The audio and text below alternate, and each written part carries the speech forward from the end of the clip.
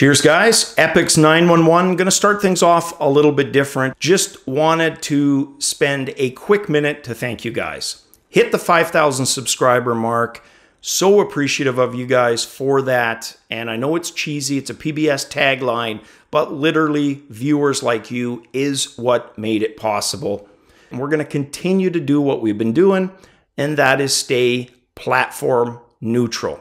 If it's VR news, it's VR news. We're not just going to cover specific to one platform. There's channels for that. If people want that, that's not what this one is about. So we'll continue to do that. Guys, thank you so much. Seriously, can't wait to see what the next year is going to bring. Guys, cheers.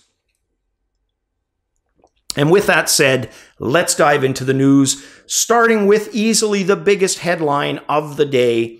HTC Vive doing what they said they wouldn't do, but we knew they would and even said they would, and now they are. And that is slashing the price of their HTC Vive bundle by 25%.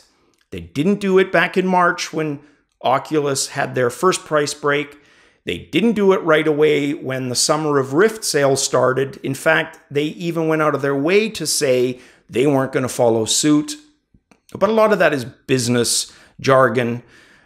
Inventory has to be moved, especially old inventory. So we knew it was coming, probably a little earlier than I thought, but it's here and they have slashed the price. Now, if you were on the sidelines, but you were leaning towards an HTC Vive purchase, I'm going to say the exact same thing I told the Oculus folks when the Summer of Rift sale started. Now is the time to purchase. And same thing for the Vive, now is the time. Yes, there's going to be new hardware coming out, and we'll transition into the next story. We're going to talk about the new hardware. We're going to talk about the different revisions as well. But there's always going to be new versions in technology. That's the nature of technology. And if you didn't purchase because you were always waiting for the next big thing, you'd never purchase. You'd be literally constantly waiting for the next big thing because there's always something new on the horizon. So yeah, if you wanted a Vive, seriously, now is the time. So let's transition into the next story and talk about the revisions and why I don't think you need to worry about a new HTC Vive anytime soon. So I know HTC Vive saying that there's no new Vive on the horizon might sound like when they said there's no price cut coming. But on that point, I kind of take them at their word. I do think there's going to be a new bundled version. They've been doing that. They've already done that. And that's what we're going to talk about with Revision B and D. So there's an old bundle, which is the Revision B, and Bluetrix, one of the channel's viewers, he and I had a little conversation about this on Twitter Direct. That's the one that the early purchasers have. It's the old unit. It's the one that I have up behind me on the shelf. That's the Rev B. Well, there's a newer Rev D. And in a lot of places, that is now the unit that is being moved. But in others, and it was a question I had for Bluetrix, I imagine he's in the UK, just based on the accent, but he could, of course, be in North America, that he received one of the older Rev Bs instead of a Rev D. So, and that was when there was a temporary discount. Increasingly, it's going to move towards Rev D. That's kind of the future. And what the difference is basically the Lighthouse changes, not the new one. And that's where people get confused. The one that they're talking about that's going to be smaller. No, this is a version that uses a single laser, has some other differences. They've made improvements in terms of weight and some other things, but it's essentially the exact same unit, smaller box, slightly more efficient technology, but your same HTC Vive. I don't think they're going to come out with a new version anytime soon. Remember, on the horizon, they've still got the standalone version that's not going to use a phone or a PC. That's the next unit they're going to put their weight behind.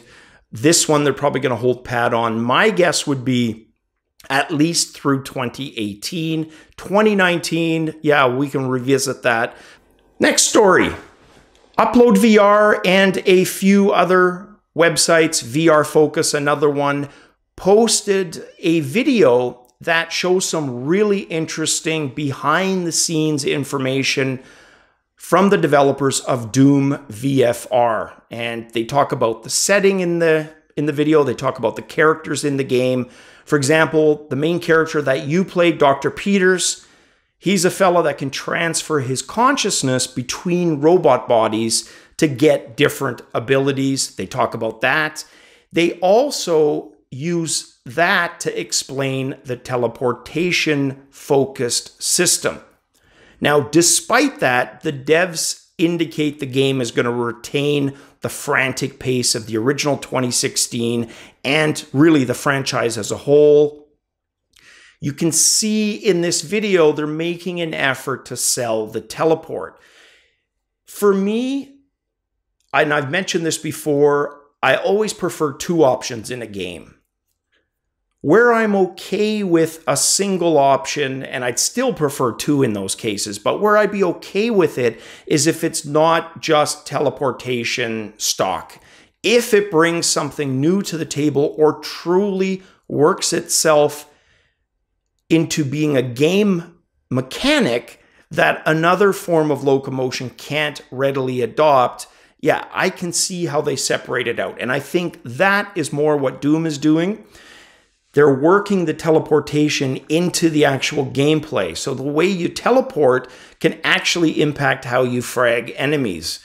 So if you are equipped with certain things or certain abilities and you proximity teleport, you can basically give an enemy instantly or do X amount of damage more based on how close you teleport. So they've kind of, for them, that's how they've worked it in. I think they do a really good job of explaining that in the video. You can check out the link.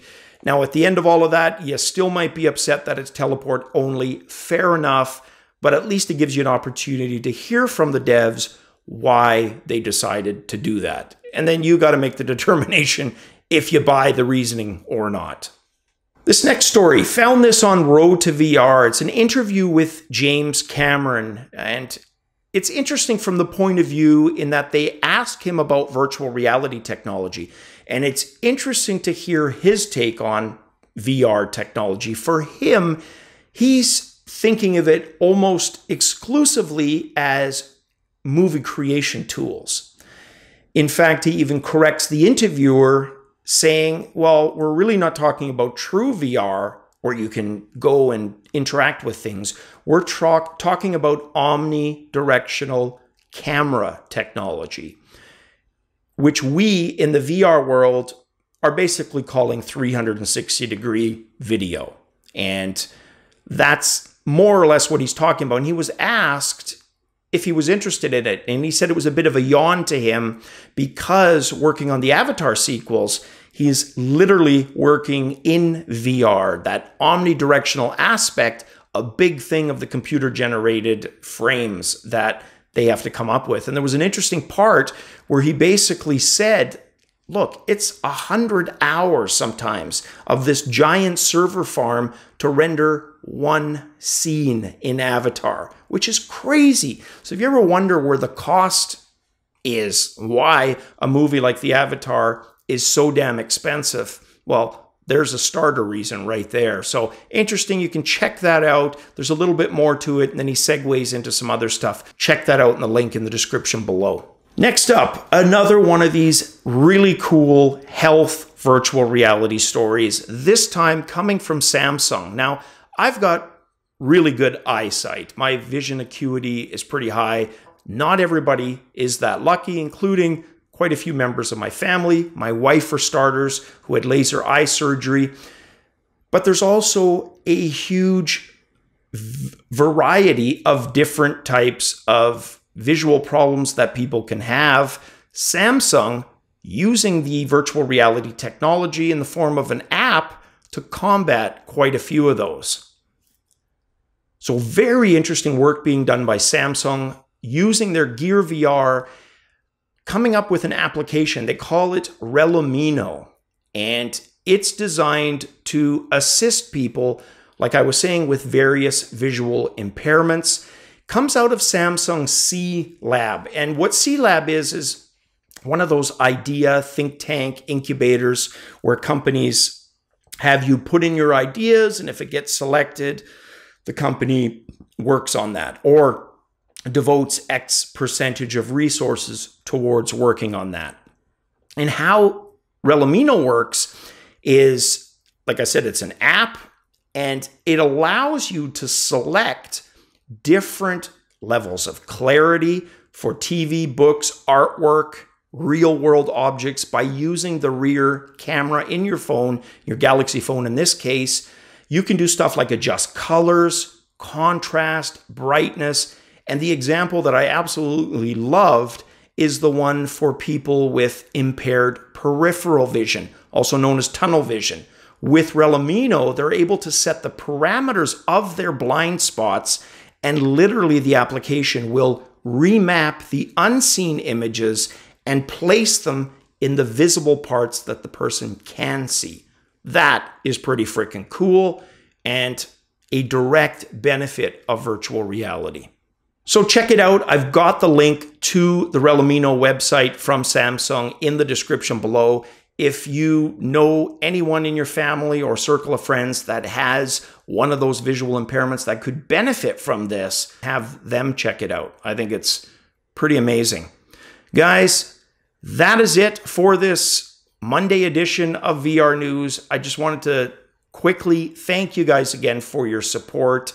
And like I said, I hope to keep being able to deliver the news. I enjoy it. Hopefully you guys do as well. Guys, as always, cheers.